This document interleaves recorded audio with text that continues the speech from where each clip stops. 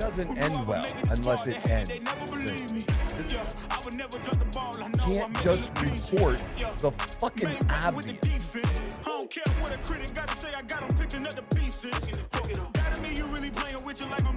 Just a motherfucking joke. Just go. And here we go. It is Friday morning, and this is the Outlaw Apostle Podcast. I'm your host, Troy Neff. I'm the fucking guy, and the other fucking guy sitting over there at the controls, the producer of the Outlaw Apostle Podcast, is Leo. Leo, good morning, my friend. Good morning, brother. How you doing today? I am doing good. Is that your first taste of the drink that I brought the other day? No, I actually had one yesterday, and I do agree with the aftertaste. I think about the little bit like it does have that kind of beer like Mexican taste. Beer, kind of like that last little bit of aftertaste to it. No, I agree completely. I agree completely. But you like it?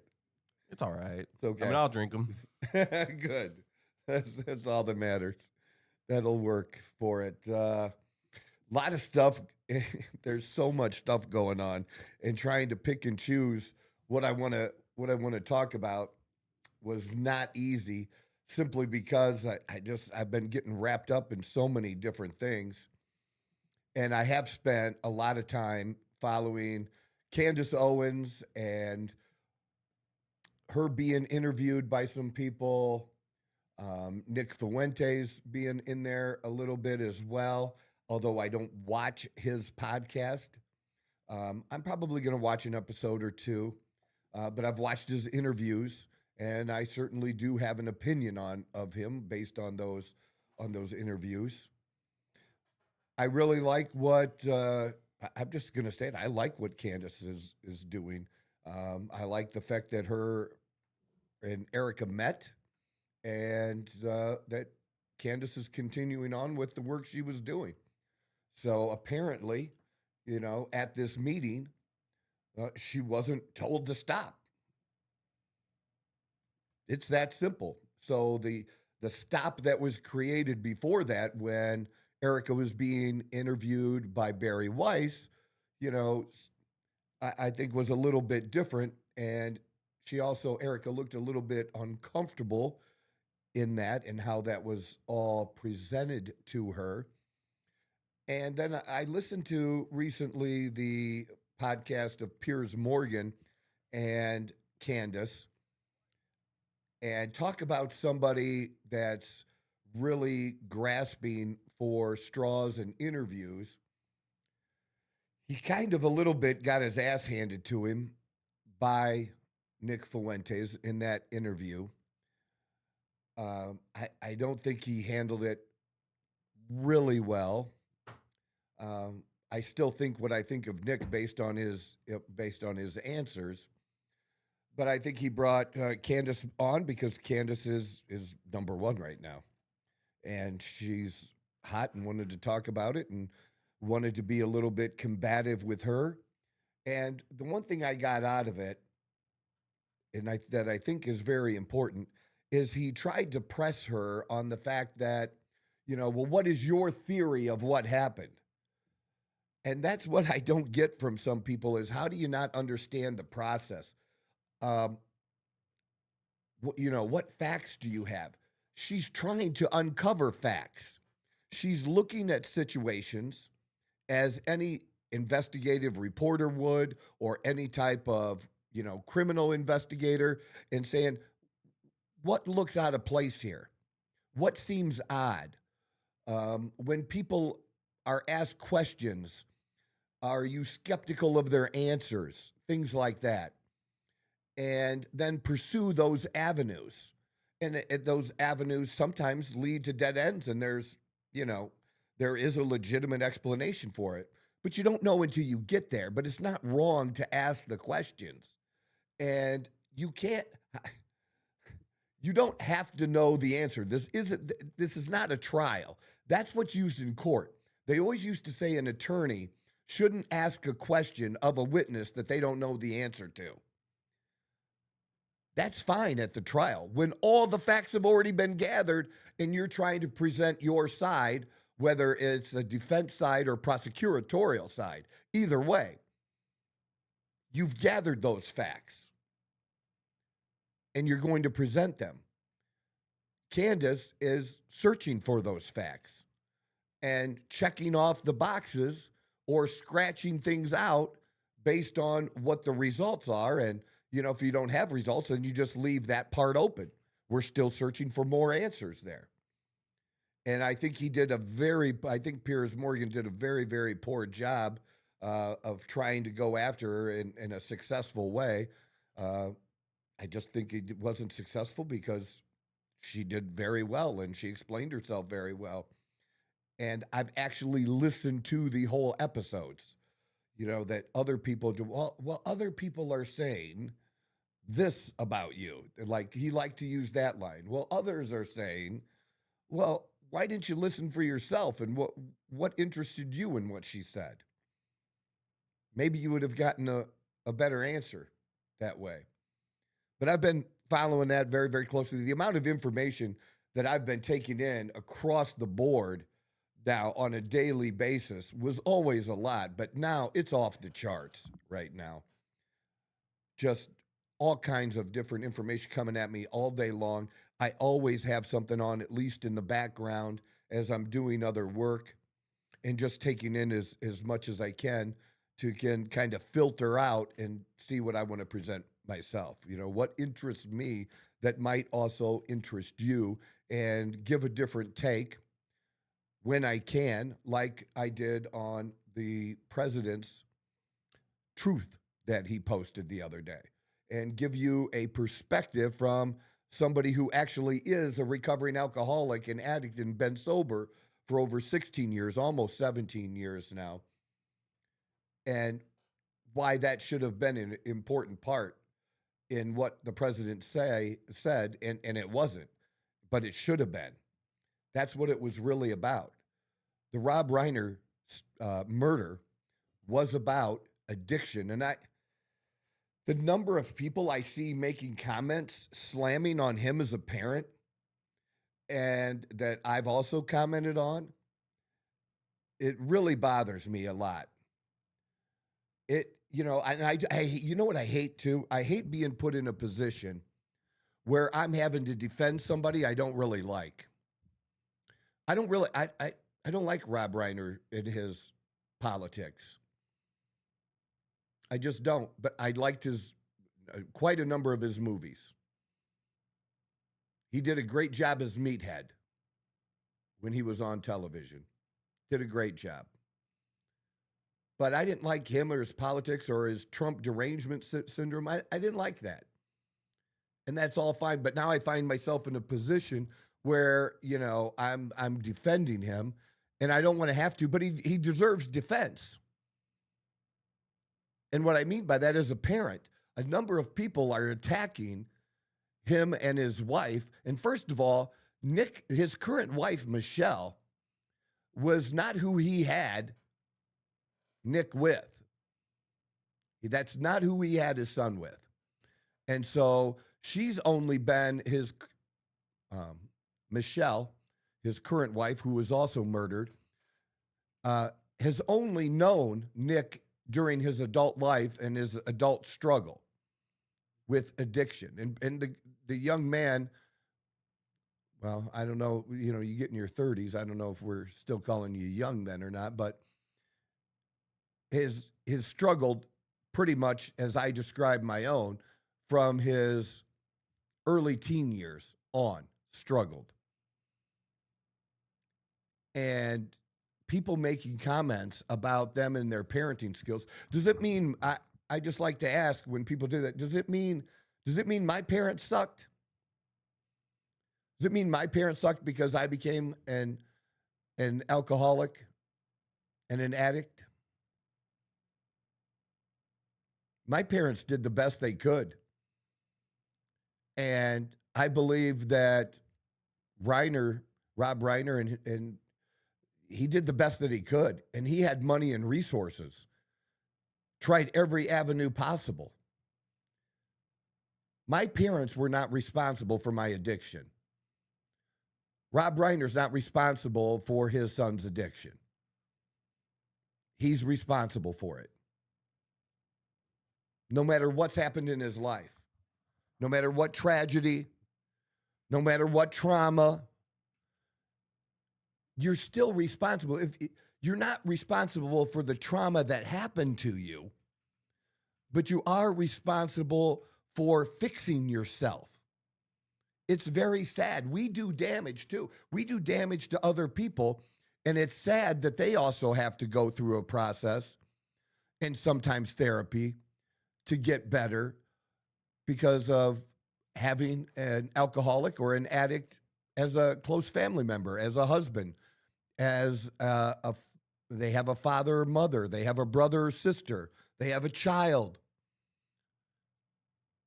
And it sucks that we do that to them, that they have to do, but the answer is, as bad as it is, we can, us as addicts, we can try to make amends, but we can't do that other work for them. They got to work through that. We are all responsible for ourselves.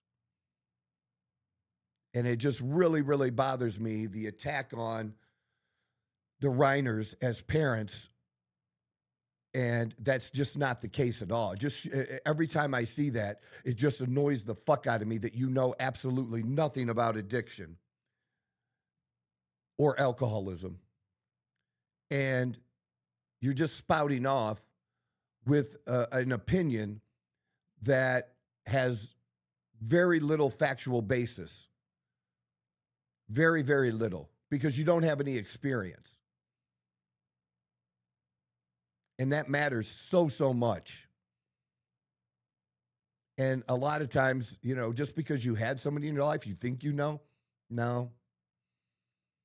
Maybe more than some, but not as much as the actual person that went through it. But my parents, you know, in no way have I ever blamed my parents, and nor would I label them as terrible parents or not doing, you know, what they should have done, which is what? People think that Rob Reiner should what? Maybe he should have directed fewer movies so he could be at home. Would that make a difference?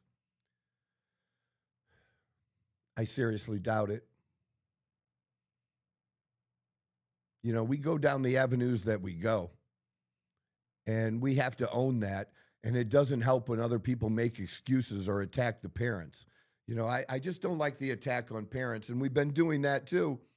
You know, I'm not saying it's never the case when we're talking about mass shootings and you have a young person, a young male. But, you know, there are some parents that do make some bad decisions and have, but for the most part, I don't blame those parents. And a lot of other people do. There's a whole thing about going after parents now, and has been for a few years. And it's just bullshit, man. There are, I'll repeat myself again, there are good parents that have bad kids. There are bad parents that have good kids. One doesn't necessarily dictate the other. It just doesn't. That's just real life truth. So, you know, I've been focused a lot on that and commenting a lot about that. And, you know, it's a little frustrating because a lot of the people that, you know, there's been some confrontation with have been supposedly other conservatives. I still don't get, even on this Friday, I still don't get why you have people who want to act like the liberal lunatics did when Charlie passed. Why do you want to do that? There's a time to fight, as I've said over and over again, and there's a time to, you know, take a different road. And especially this time, when Charlie's assassination was, you know, just 3.5 months ago, I think that's too soon to act like how many people are acting. And I don't like that at all. That's where I'm learning about what they're calling the woke right. And I want no part of the woke right.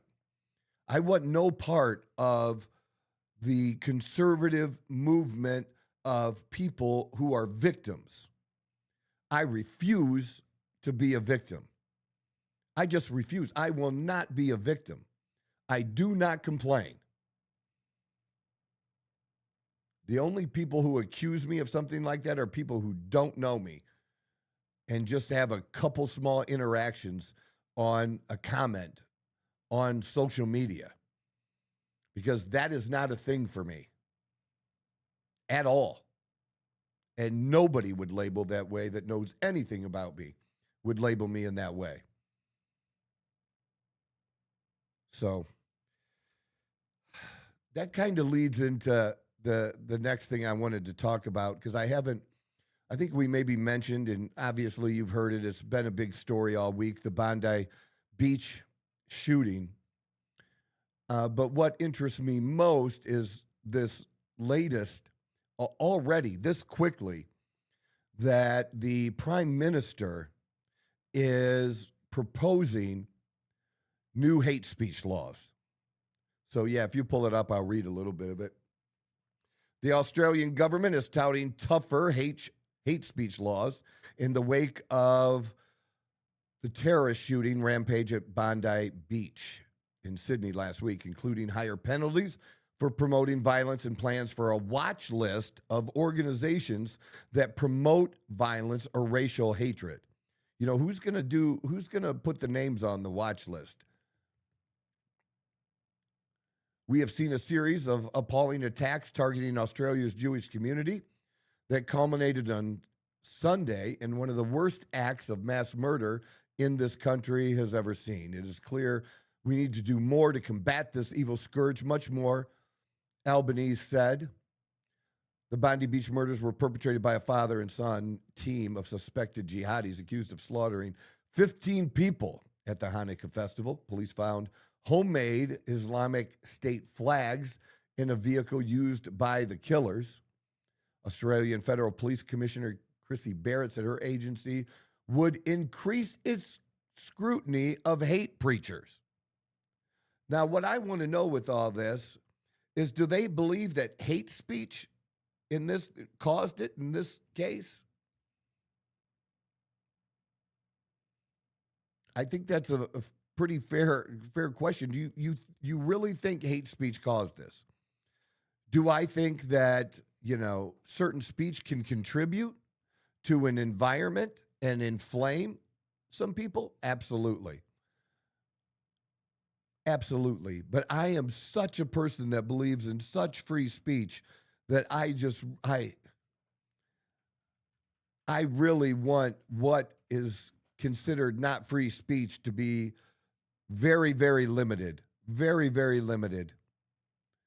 I'm just a huge believer in, and that's the reason, for my defense of these things. I'm just defending things based on the fact that I care about the First Amendment.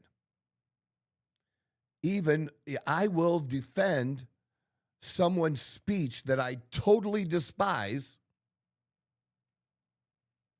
I'll defend it, that they have the right to say it.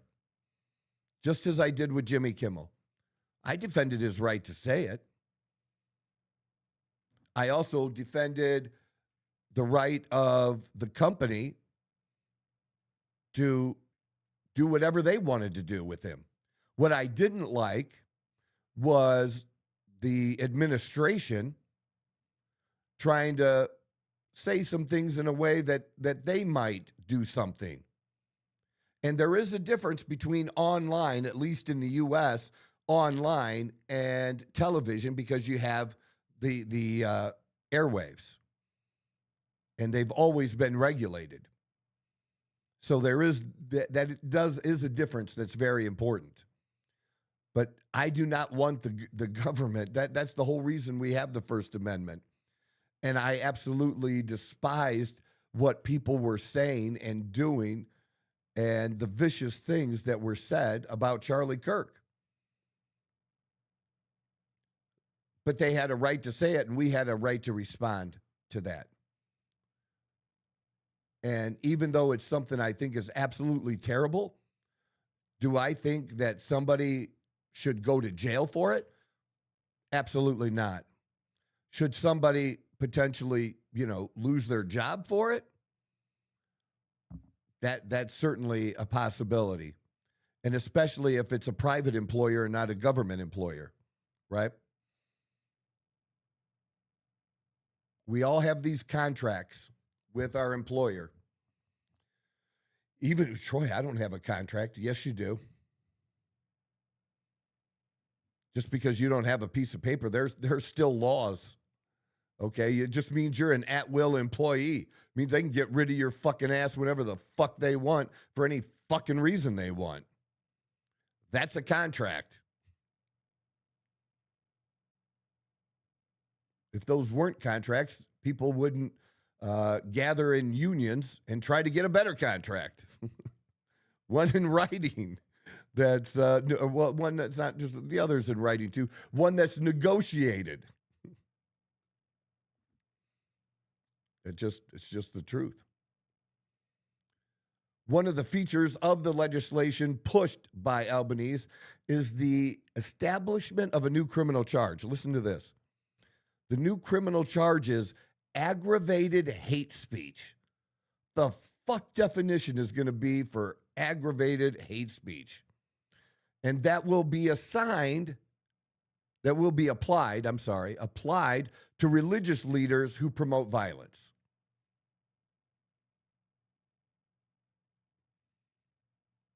Mr. Albanese said a special 12-month task force would be set up, and the nation's Home Affairs Minister would be granted new powers to cancel or refuse visas for people who spread hate and division in Australia or who would do so if permitted to enter the country. They might as well call it the Candace Owens Law, because they didn't allow Candace Owens to come into the country.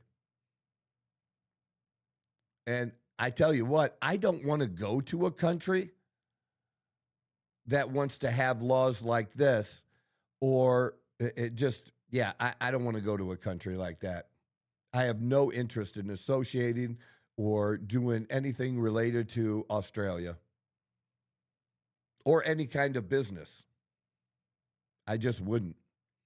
And then, of course, you had the people who don't like him, that he's actually, it sounds like from reading this, he's more hated than Trump. See, we always think that we look at things from our own through our own glass here, but because it was said by the party opposition, Albanese failed to listen and failed to act when ideas to protect Jewish Australians were advanced in the wake of the October 7th, 2023 massacre. And I'm sorry, I just don't believe that there is a gun law that would have stopped this, because they have some of the strictest gun laws of anywhere in the world. And I also don't believe that what they're trying to do with speech would have prevented this from happening. So what's the point of the law if it's not to prevent a terrible tragedy like this? It's to control you. It's to control you.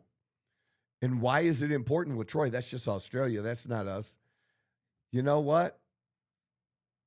They're a lot more like us than other countries.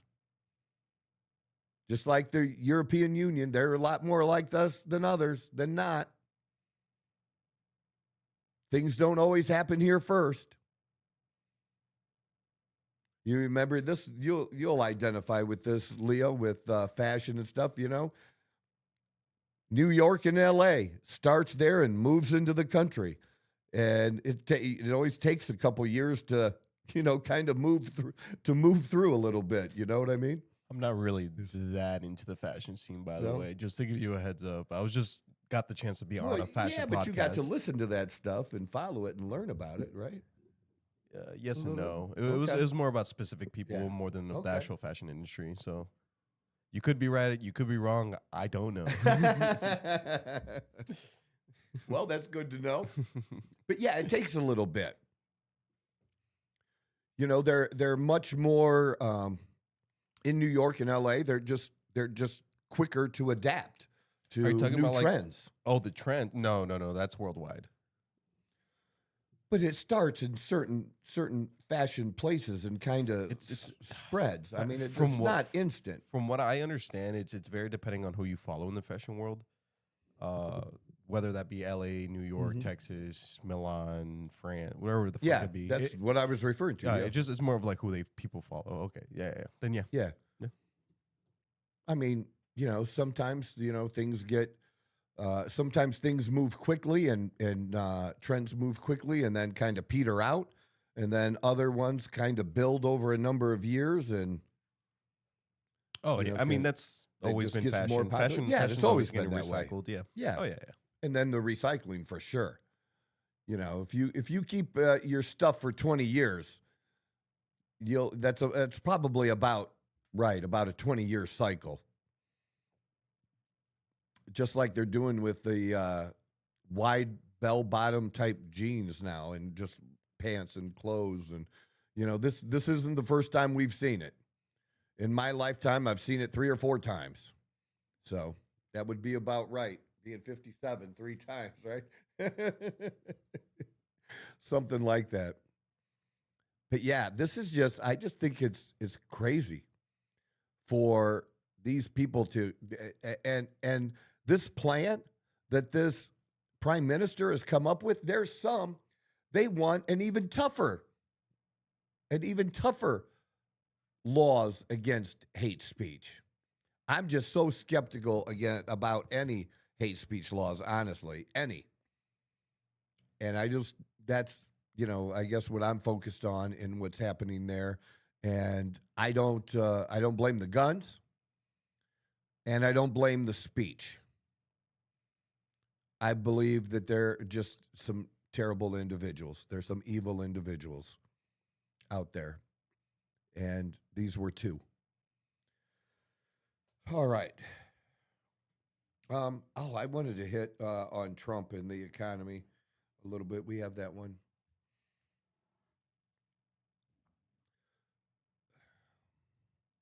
Short speech for Trump.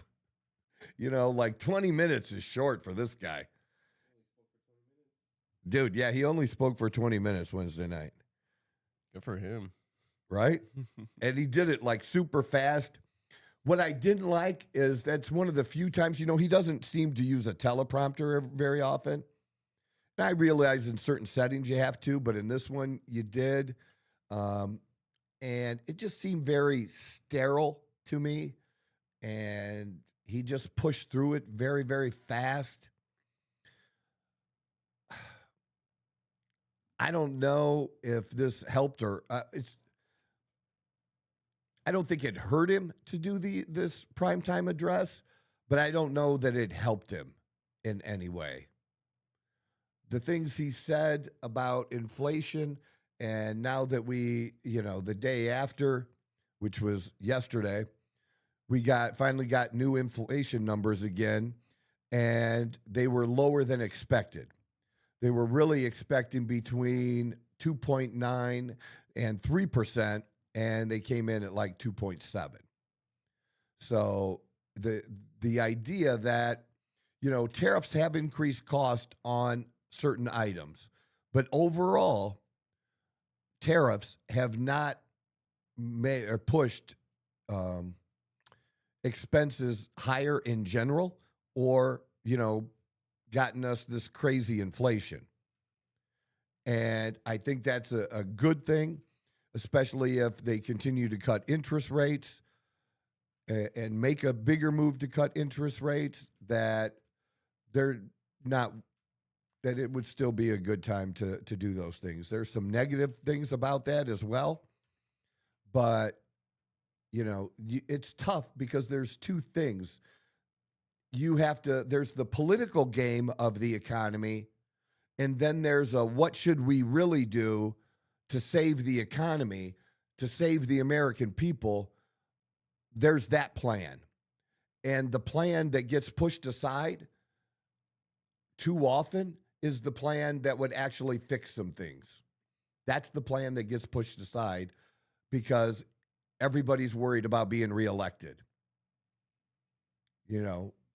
Trump is worried about the fact that, in his first term and those years that he had to deal with the impeachment and all these other things that, didn't allow him to move his agenda forward. And then also, losing the House. And same thing here. If he loses the House, and certainly if he loses both the House and the Senate in the midterms next year, his presidency is dead in the water. Just dead. They just won't get anything done. Nothing at all. So, inflation-wise, I think he was good, to point that out, that's important. People want to harp on him for saying gas is below $2 in some locations. And actually, I found 3 states that have gas at below $2 in the 190s. Yeah, I didn't realize that I'm not sure if you were able to read or hear about it, but apparently like the superpower, the monopoly that Russia, Ukraine, and Saudi Arabia or something like that, like the people that had like 50% power over the oil or whatever, they basically within the past like 3 years have fell apart. And that's why prices in the U.S. have gone up, because U.S. have been able to compete with the oil prices because Saudi and Russia kind of fell apart because of the Ukraine-Russia war. Well, we have it's played certainly a role in the market. It played and a I huge told role you, from what I saw. So that, we were, when oil gets to be $90 to $100 a barrel, that's a lot. Yeah. Well, apparently, so now we've been, under 70. We've been at Correct. 60 and even under 60. I think 36 is the number I saw last. But yeah, apparently, like the U.S. had like a specific threshold of like if the oil ever was over 65 a barrel or whatever, they would increase production. If it was below, they wouldn't use it at all. But like a few years ago, when the Ukraine-Russia war started, Russia was like pounding out all their oil because they were trying to make money. Right. And then now coming to this day, the Saudi Arabia, Russia, and I forget what other 2-3 countries were involved, kind of fell apart. So that's why all the barrels have now dropped all the way down to 36 a barrel. We'll see what it was yesterday. Then there's different levels of like how light or how heavy the crude is. And that makes a difference in the price. So different types of oil is sold at different prices because some of it costs more to process. But, they always usually say Brent. About 56 a barrel. Yeah, Brent, dude, that's low. Very low. That's low. And as I've told you, it actually, our prices should be lower than what they are now. But the problem is every time they start to get low like this, the government, the local and state governments throw more taxes on top of it. That's happened every time that I can remember when there's been seriously low gas prices. Oh, yeah. They got to make their money. Fuck the people making money. But you think this would be a good thing? Having low oil prices like this at 56? But the problem is, as I said, we do so much fracking now to get oil. Like, how do you make money at $56? No, There's certain technologies that you use to pull it out that are more expensive than others, or like it's more expensive to build those big platforms out in the ocean and pull it. Like they need oil at a certain price to make it worthwhile to do that. Yeah. And then here's the other thing. Can we stop calling oil fossil fuels? Can we just stop? Do you realize that science is moving, has been moving more towards the fact that oil very likely is a renewable resource? Oil? Yeah. It's definitely not renewable. You don't know that? I'm pretty sure it's Dude, this isn't proven. like the flat earth stuff. I'm telling you, dude. They're believing now that there's a process that the earth goes through and just keeps creating. Dude, It I probably can tell you, creates new oil, but you can't that's what I mean. reuse. Like, there's no way for us Well, to you can't, reuse you it. can't do, does wind get reused? It's the same wind? Doesn't it end? You know what I Technically, it mean? is, but it just goes I around mean, in a there's big a circle. sunlight, the sun, you know, the beam keeps Yeah, but it's shooting different off rays. It's different rays every time. okay, well, that's new. Just like new oil. Like, yeah, so I'm it's just not saying it's being Yeah, but it's not reusable. Is what the whole fossil fuel thing is. It's not reusable fuel. Like, you can't use the same thing and then reuse that same thing again. Like, yeah, okay. can it produce more? Yes, but that's two different. It's the same thing. Okay. Yeah. I'm just saying that we're both saying the same thing. Yeah. That there's more there. You know, because once you use natural gas, that's like, but I think that there's, as far as renewable, I mean renewable supply. That it just keeps that the keeps earth coming. creates it. That we once thought, okay, that there was a finite amount of oil under the ground. When I was young, we thought there was only this much, and once it was gone, it was gone. And that's why we had the craziness in the 70s. We thought we were going to run out of oil, and then we discovered more. And then now we've had cases where, you know, we had oil, took it out, and then it stopped in that area. And then all of a sudden, they checked that area 15 years later, and it had more. There's oil in it again. Yeah. You know what I mean? Yeah. So that's what I'm saying, that there's not a finite amount, that the earth is regenerating it, and we can call that renewable, not renewable. I'm just saying it's not a set amount. I thought you meant in the sense of the humans are reusing. No. Okay, no. Gotcha. That's why I said we were real. Gotcha. I knew what you were trying to say. Misunderstood what you were saying. And we were actually on the same page there, which is a good thing. Except some people hate it. You started the sentence with, it's not a fossil fuel. Yeah, but it's technically under technicalities. Well, but by fossil fuels, we were all led to believe when I was in school that it was created by dead dinosaurs, man. Oh, gotcha. As fossils. That is true. You know what I mean? Yeah, and that's just, there may have been fossil remnants in it because it's coming up through the earth and that being there. Mm-hmm. But look, at some point you got to say that there wasn't this many dead dinosaurs that we know of. That would be a bazillion. I don't even know what that number would be. Dinosaurs were around for a long time. Dude, they'd have to be around for billions of years to get this amount of oil. I'm actually just curious. I just think calling it a fossil fuel, it just isn't accurate anymore. Fair. Yeah, just from what we know. But it's a good thing, and eventually, you know, that's got to continue. I don't think it's done seeping into the economy. That again, are there places? So is Trump lying? Well, there's no state where the average, or no city where there's an average price below that. But there are specific stations in 3 different states that do have it. You want a quick fact real quick? Sure. So just Tyrannosaurus Rex alone, there's about 2.5 billion over the existence. So, just saying, a lot of dinosaurs. That's a lot. And how many billions barrels of oil have we already used? I couldn't tell you that. Does it have an answer for that? So, since we started using crude oil, how many billions of barrels has man used in the whole world? You have a guess? I think the number is just at least over 100. Like a trillion? Billion? Yeah, that ass. Yeah, I think it would be in the trillions. 1.1 trillion. I don't know. Because then I'd be like, if you want to equate a barrel of oil, like, I know you weren't, but I am now. I'm saying, let's say one Tyrannosaurus Rex turns into 1 barrel of oil. You know what I mean? That'd be an interesting conversion. I don't know. I'm just making shit up. Yeah. Because they've all made shit up, dude. Oh yeah, That's the beauty of science. We think something has been true for years.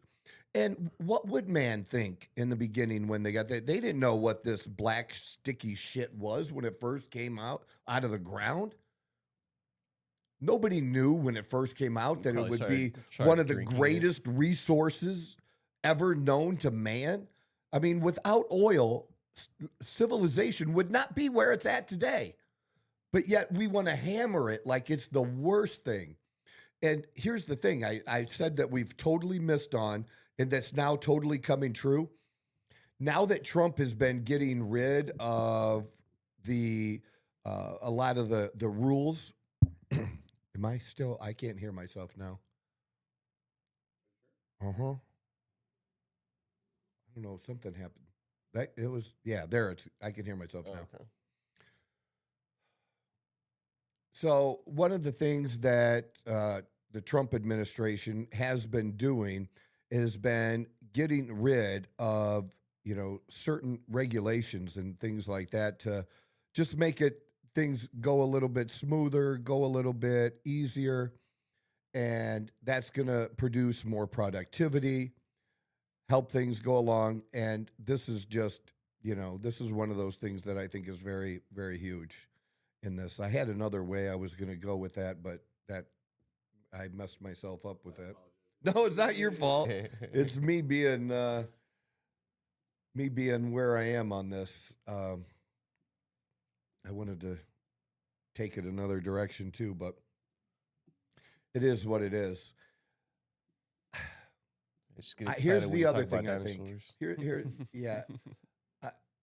Staying with the same general topic, but moving on to something different, I would say let's, in the economy that I think is important is that there were things in the big, beautiful bill that are going to benefit people, especially middle-class people, that they haven't seen yet. And they won't see it until they actually file their taxes. And I think once that hits, that's going to be a difference maker too. I think a bunch of people are going to be surprised at how much less they pay in taxes when they actually do file in the next year, or file next year, January through April. And that's because of what a lot of people don't do, Leo, is they don't adjust their withholding. So, people can adjust their withholding and really don't know how to do that in a smart way. But if you work with your accountant, you can work it out so that typically you can keep your refund or what you owe in the $500 to $1,000 area. Yeah, but you're losing more and more. I mean, it's the trade-off. You either pay it up front or at the end. Well, I'm just saying it's some people have what they do, and a lot of people do this, and I've learned all this through working with people as a financial advisor, that they used it as a savings account, a forced savings account because they couldn't get it, that they like getting those $3,000-$4,000 returns because then they would use that for their vacation or whatever. Yeah. When if they were disciplined, they could have changed their withholding. They could have got that $3,000-$4,000 during the year and invested it, or just saved it, or they would have had access to it. So I mean, so you have so many people that now that they say don't even have $500 to pay for some unforeseen expense. Well, but they're getting $2,000 back on their tax return. Well, they could have got that through the year by changing their withholding.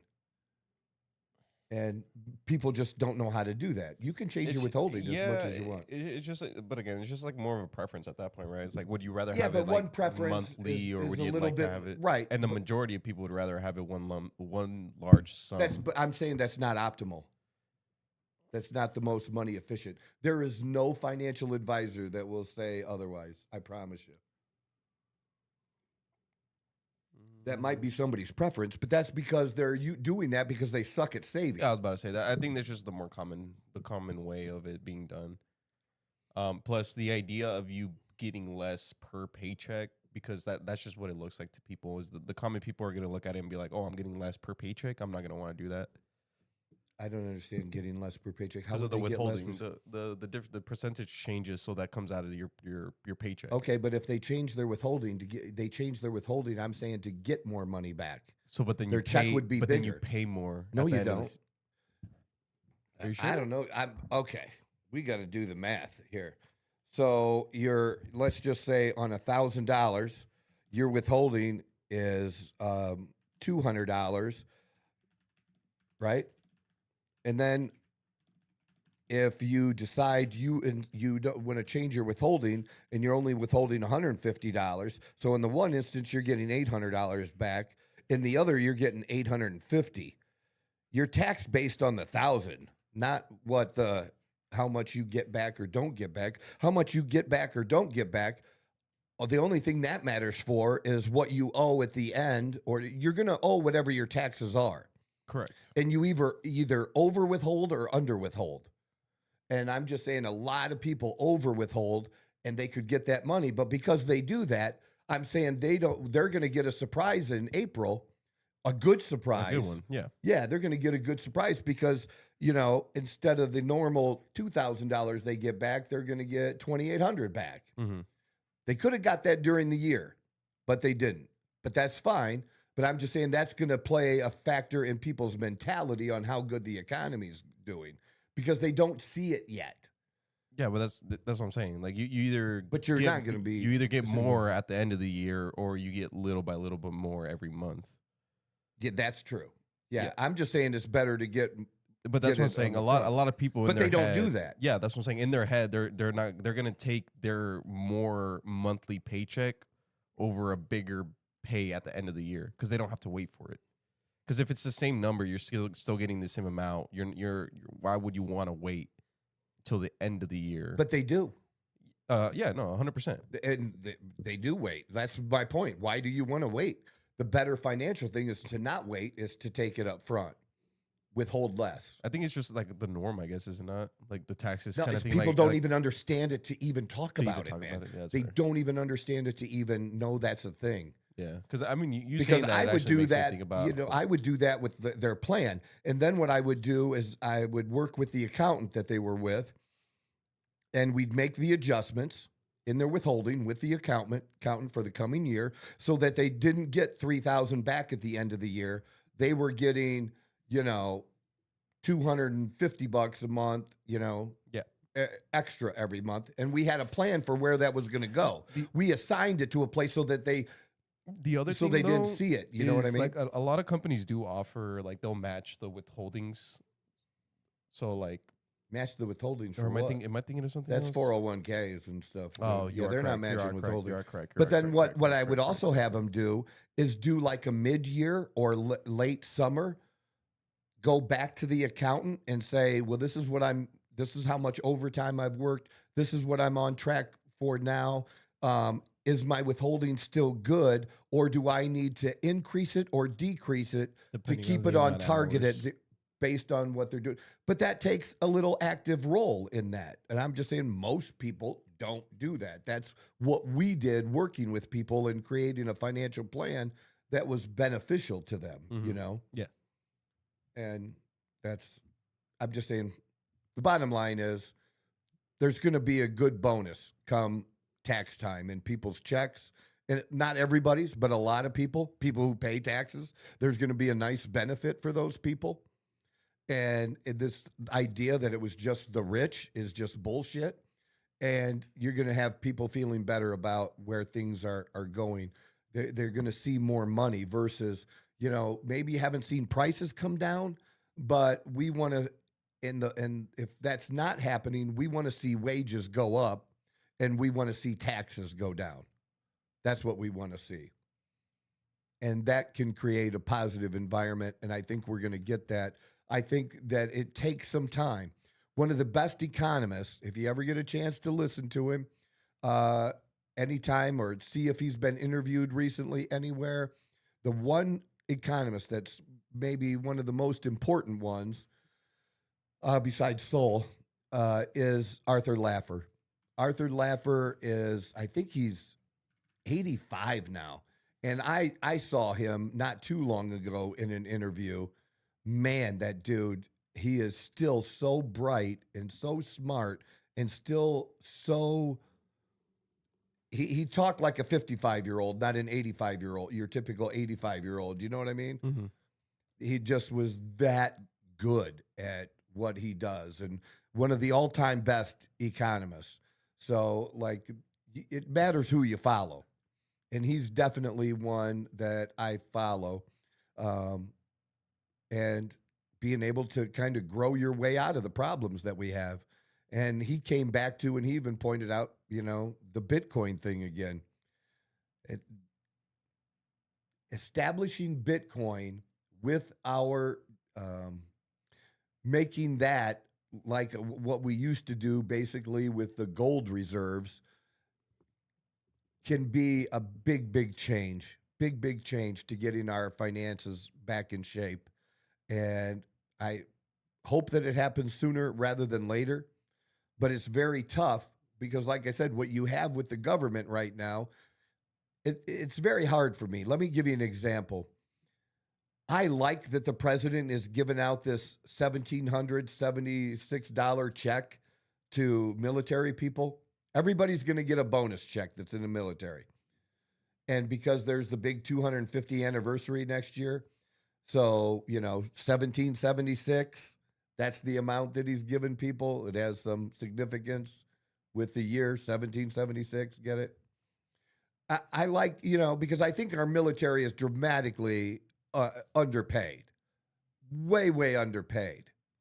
But you know what I don't like? I would have liked it if he would have done it not as a bonus, but just increase their pay, that there'd be a bill to increase their pay. Because what I don't like is when politicians just give away money. And I believe that they earn it and it should be in their paychecks and they deserve to be paid. That's one of the groups. People say teachers and other nurses or whatever. But the one group, I think everybody can agree that's underpaid is the bottom people, the bottom soldiers in our military. And if you've ever had anybody that's recently been in the military, you know how terrible it is.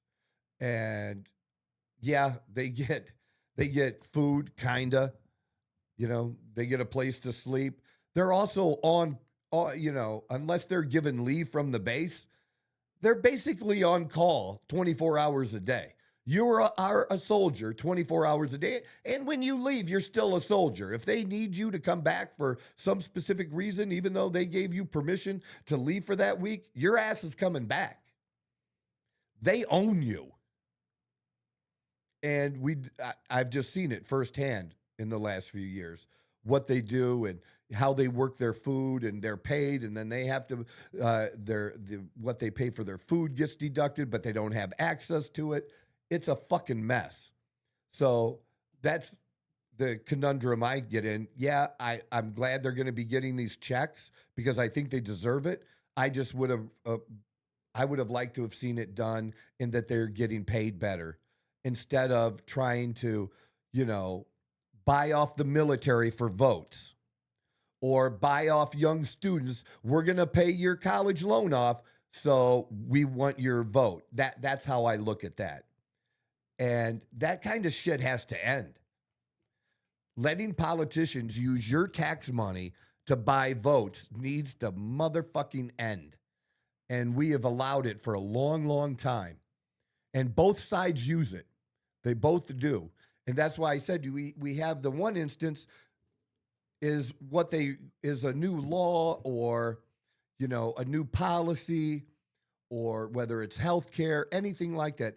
Are we going to do this so that you get the most votes like Obama did with Obamacare? Or are we going to do what's right to finally try to get things where we get value for our health care? You can do one way where you just give shit away and don't care what the consequences are, or tell people the hard thing is, we can do this, but we're going to have to cut over here. And I can't believe I'm coming around to this. I keep seeing this money we keep giving other countries, and I think it was a big number. I think Europe is going to loan Ukraine a shit ton of money. See, here's the problem. The European Union, when they helped Ukraine financially, they did it as loans. They want to be paid back. 105 billion. 105 billion. That's a lot of money, dude. 105 billion. They want to be paid back. And when we did it, we just gave it to them. No strings attached. You don't have to pay it back. Here's just the money. And you look at what we've spent in these wars going back to Afghanistan and all this. Like, I'm not a person who believes in single payer or, having, let's say Medicare for all. But you know what? If we stop doing dumb shit like this, we could probably pay for that. I just don't know I just don't believe that that's the most efficient way to do it. And that the most efficient way is, as I've talked about, is having coverage for the things you can't cover, which is your big expenses, and then do things like what we do now, what Dawn and I do. We have like a concierge service with our doctor. We pay the doctor $100 a month, whether we use it or not. But then when we use it, it's just been much better. Well, that should lower your premiums. And in my case, it doesn't. My health insurance, somebody was surprised. Somebody posted on my Facebook, a friend named Shane, that he works for a company that covers 100% of their health insurance. Like, nobody does that anymore, man. Not even 1% of companies pay everything, where the employee doesn't contribute at all. Like, I was shocked. What's that? What is he working? I don't know the name of the company. I didn't ask him. No, what type of line of work does I'm not sure. Gotcha. I was like, but I know, but right? That's like, I mean, crazy. Like teachers had good insurance usually. Public employees usually had good health insurance. My dad did. They'd have a few plans to choose from.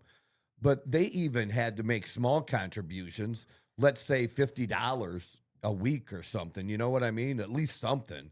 But zero, where it was 100% covered, I haven't heard that. Mine, anyways, because it's all on me, mine goes up to basically $1,100 a month on January 1st. For insurance? Yep, health insurance. $1,100 a month. For one person. That's not a just family for plan. you? That's just for me. That's man. crazy. Holy shit. But you might not even know the number, although they probably supply it to you in like a final end of the year. This is what your benefits are from the company, from Chase, where they'll say, this is what you earned in pay. And then this is what you got in health insurance benefits. Yeah, you paid, again, $50 a week, or you contributed to it. Like it's like $10 a week. I think $10 a week. Yeah. You contribute $10, but they paid the other $70. Correct. So, you know what I'm saying? So, yeah, Chase actually thankful. Nicely enough, they kind of like give us a breakdown. They kind of break everything. I think they give us too much information, but because then most people don't even look into it. But yeah, Chase actually breaks it down pretty nicely for us. And is this something you know? Do you know how that all started? Employer sponsored healthcare. Employer sponsored healthcare. I do not. To be honest with you, started World War II. And what happened during World War II, they set price controls and wage controls. Doctors or just the government? No, like the government had these controls so that, people couldn't raise prices on things. They wanted stability during World War II. Okay, that makes sense. And because there was a demand for employees, they didn't want companies to be able to take employees away from another company.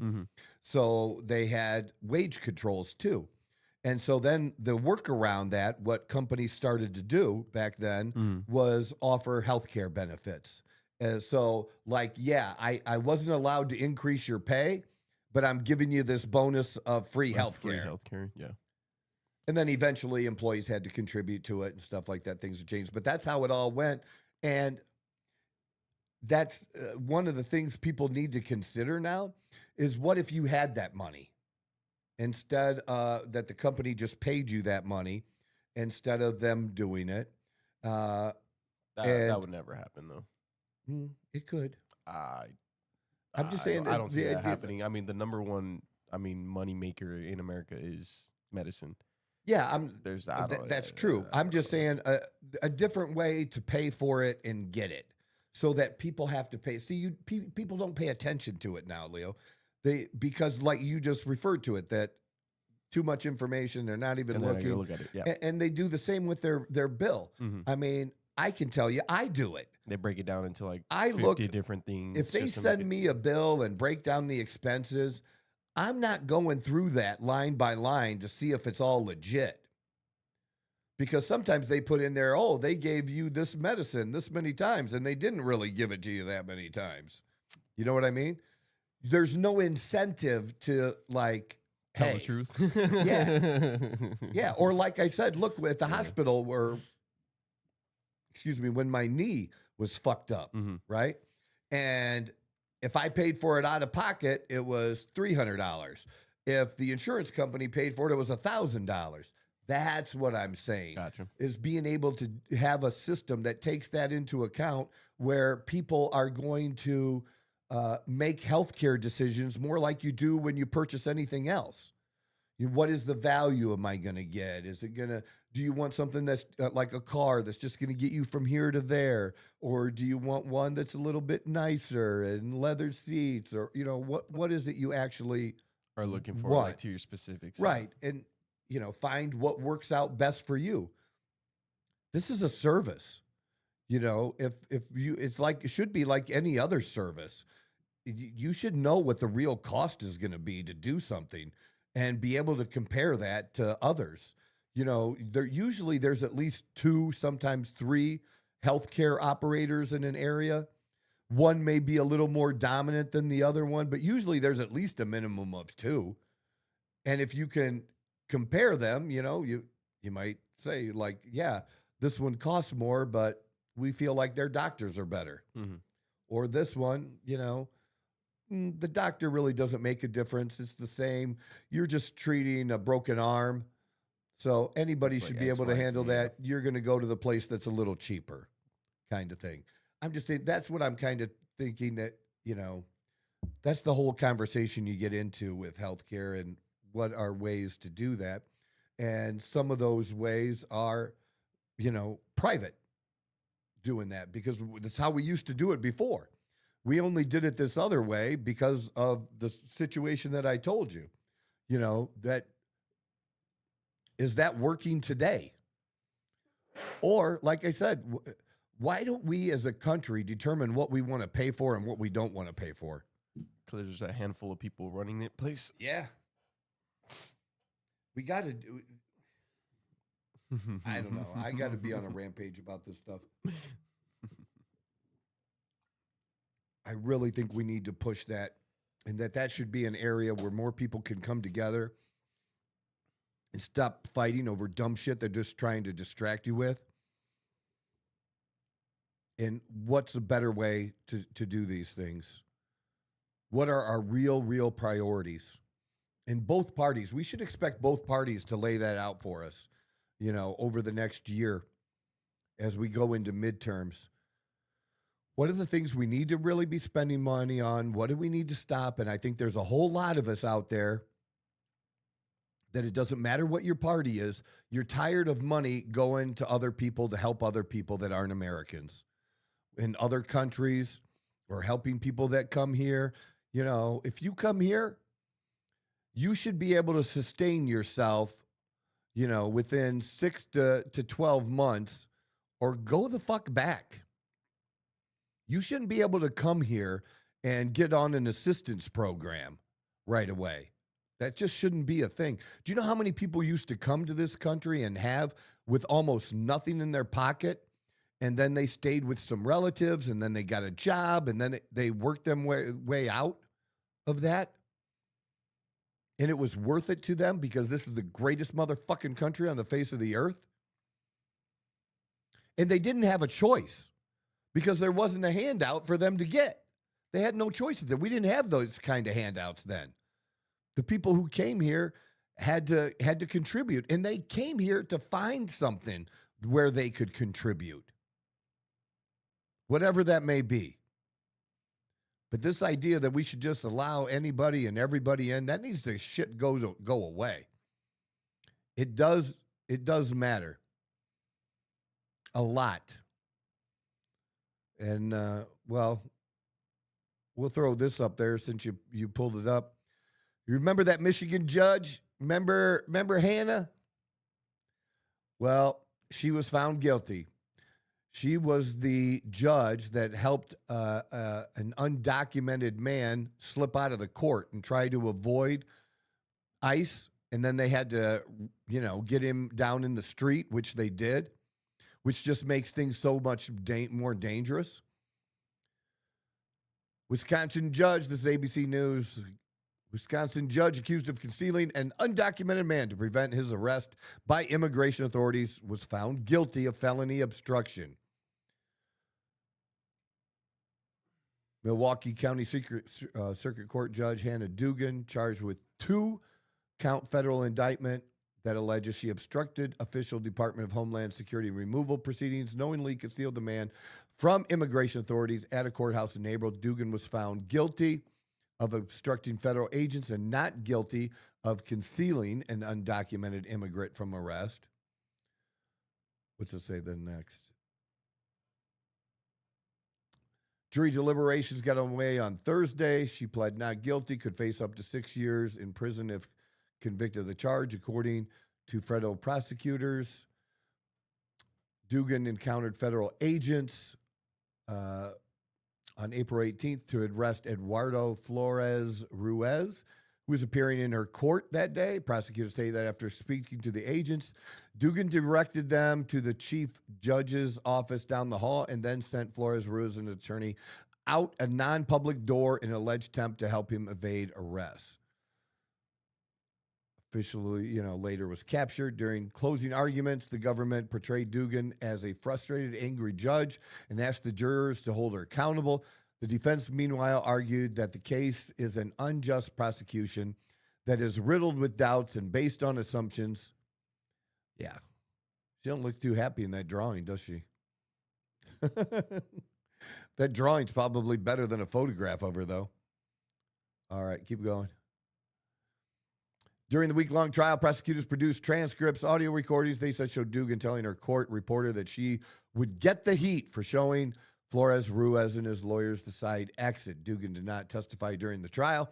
Defense witnesses included Milwaukee Mayor Tom Barrett, who was not at the courthouse that day but testified as a character witness.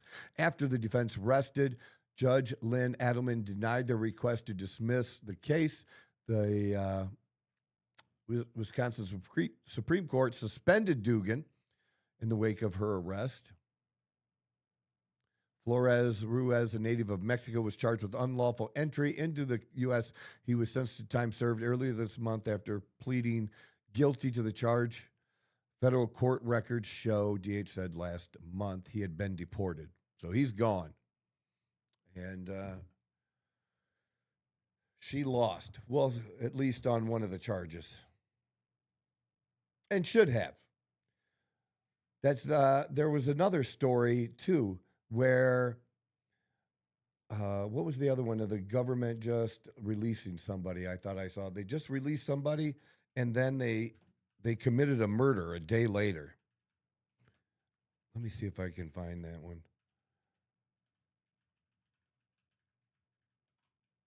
Oh, here we go. So this just happened. This is why this is a big deal.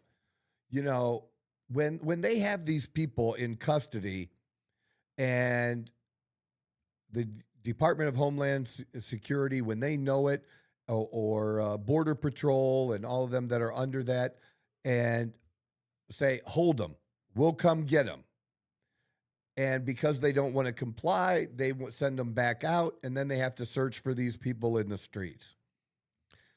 The Trump administration says sanctuary politicians in Northern Virginia have blood on their hands after an illegal immigrant with a lengthy criminal history was released by police and allegedly killed a man in his home a day later. The man was found shot dead in his Northern Virginia home on Wednesday. The suspected shooter, 23-year-old Marvin Morales Ortiz, an illegal immigrant from El Salvador residing in the U.S., had been in custody Tuesday on malicious wounding and brandishing a firearm charge, but police released him after the Fairfax County Commonwealth Attorney's Office dropped the charges. But he was still wanted for deportation. Officers investigated the murder scene Wednesday afternoon and night. Following a manhunt, he was eventually tracked down and arrested. Court records show that Morales Ortiz had been charged with at least 7 crimes in Fairfax County at the time of his latest arrest and was a suspected MS-13 gang member. The charges proposed due to insufficient evidence to move forward with the criminal case. The victim told police that they had moved out of the country and would not be coming to court to cooperate in proceedings.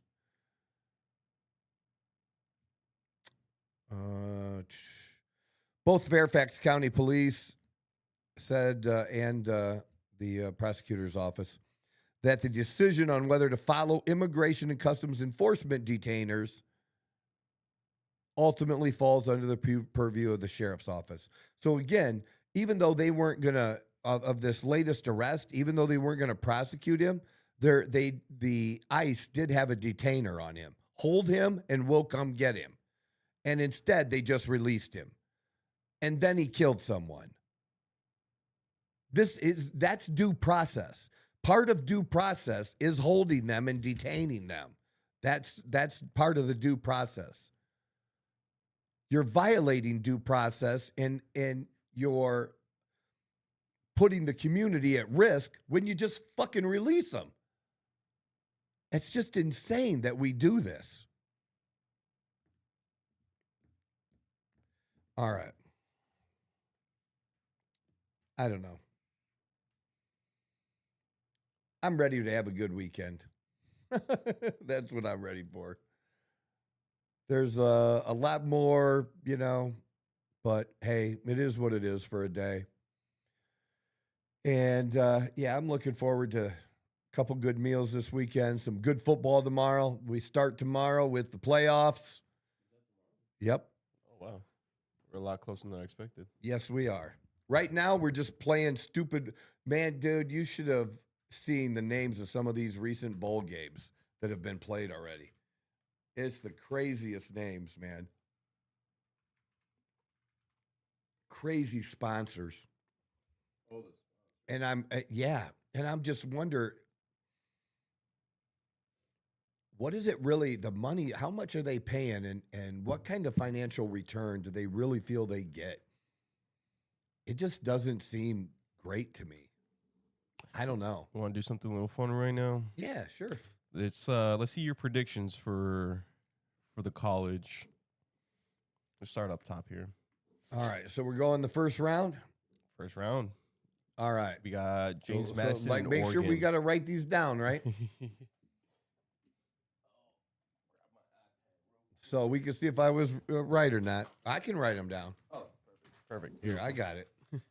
So we got we James Madison and Oregon. JMU, and Oregon, right? And this is a slam dunk for Oregon. Yeah, it should be. Slam dunk. James Madison should not be in there. We got Alabama, Oklahoma. Here's my not a single fucking pen, dude. We've gone through 3 motherfucking pens. Let's try. Did we start that one working. before?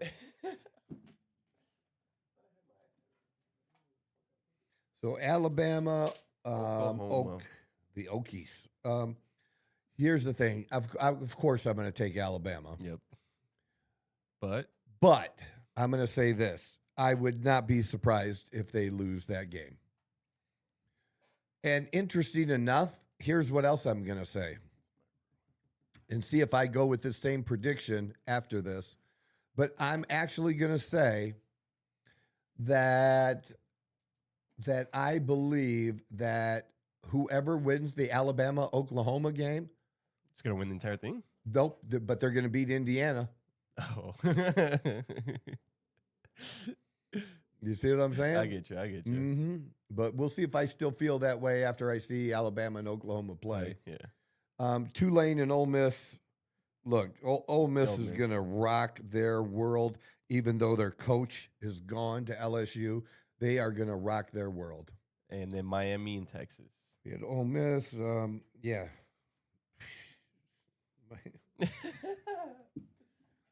We'll remember this. Texas A&M.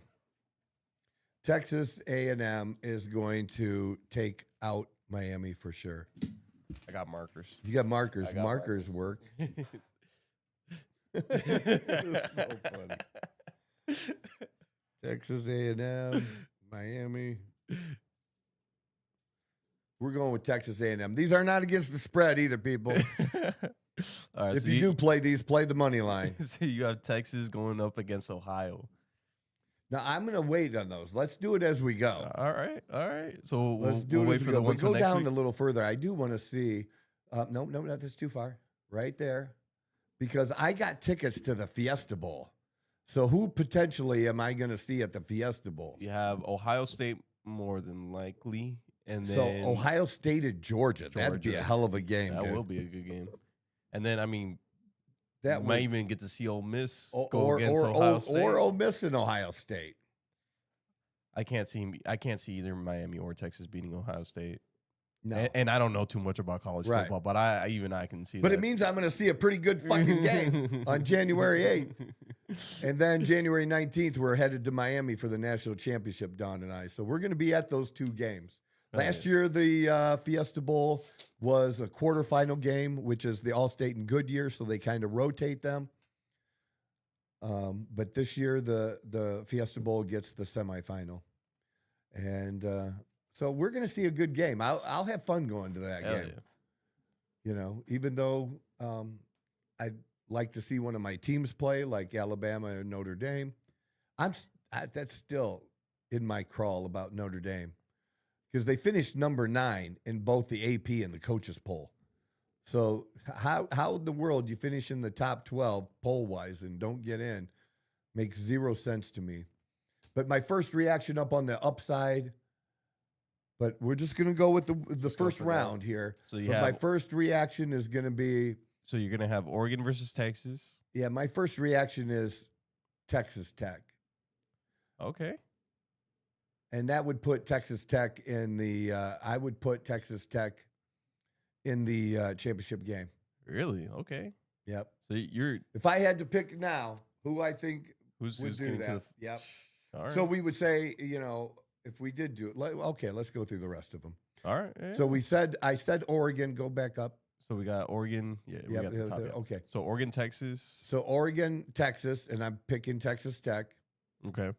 And then down here we have, you said Alabama, Indiana. Alabama, Indiana. Whoever wins that game beats them. So Alabama beats Oklahoma. They beat Indiana, and then Alabama loses to Texas Tech. Oh, okay. So you have Texas going all the way to the I final. have Texas Tech going all the way to the all right. finals after looking at this. Okay. And then This is my first reaction to this too. Oh, you I haven't done you this. haven't even looked I at haven't this. studied it. Interesting. No, Okay. my gut reaction. All right. So then Man, I really like Ole Miss. I just think they're a more complete team than Georgia. Georgia, it's always which Georgia team shows up, the one that beat Alabama in the SEC championship game or the one that lost to Alabama at home. That's It's a it. They're coin just flip. not. So I'm going with Ole Miss beating Georgia. Ooh, a little upset going on there. Okay. And Ohio State defeats Texas A&M. Ohio State beats Ole Miss in the Fiesta Bowl. So you have Ohio and Ohio and Texas Texas Tech in the I final. would not have thought that, dude. Off the top of my head, that's who I have. I got Texas Tech We'll see if I know anything. versus Ohio State. Ohio. All right. All right. We'll come back to this in a few weeks from now. And I did grow up an Ohio State fan. I do root for them when they're not playing Notre Dame or Alabama. Only one time did I root against them against Michigan, and that's just because the fans were being such assholes that year. So I mean, there is a probability of Alabama and Ohio State meeting up in the championship. Yeah, Sure, that or could even happen. in the No, I'd love that if that happened. would be a dude. crazy one I for would you. love that. And then I would be really pissed if Alabama lost, because to have my two teams lose to Ohio State, in consecutive years, Notre Dame losing this past year, and then Alabama losing to them, man, the people back home that know me and who I root for will just give me such have a shit. heyday with it. Yeah. Oh my God, dude. That would be so bad. So bad. Like, don't do that to me. So we're going with Texas Tech. Ride that Texas Tech train. I mean, I love that. I mean, you do got a bunch of bulls And on I would take Ohio State to win it all. To win it all. Yeah. Yeah.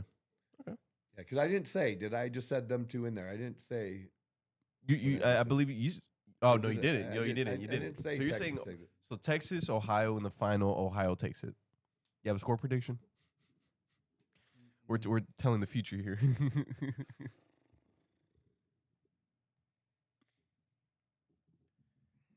Look into the future, Troy. Yeah. What are you seeing? 34-31, Ohio State. All right, close game. I love that. All right. I was about to say, High write it down scoring. before so we can win a lottery ticket here in the future. You know what? As good as anybody else does out there. That's kind of true. All right, that's all we got today.